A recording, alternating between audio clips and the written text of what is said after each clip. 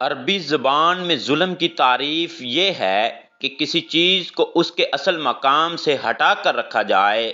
فرمان الہی، اور جو شخص مظلوم ظالم سے اتنا ہی بدلہ لے جتنی اس پر زیادتی ہوئی تھی، پھر دوبارہ اس پر زیادتی کی جائے تو اللہ اس مظلوم کی ضرور مدد فرمائے گا۔ بے شک اللہ درگزر کرنے والا، بڑا بخشنے والا ہے۔ رسول اکرم صلی اللہ علیہ وآلہ وسلم نے فرمایا، ظلم کرنے سے بچو کیونکہ ظلم قیامت کے دن تاریکی ہے۔ مسلم۔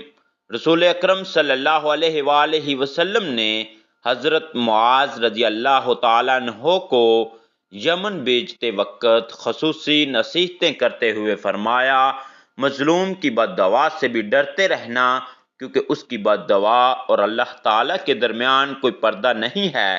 بخاری مسلم۔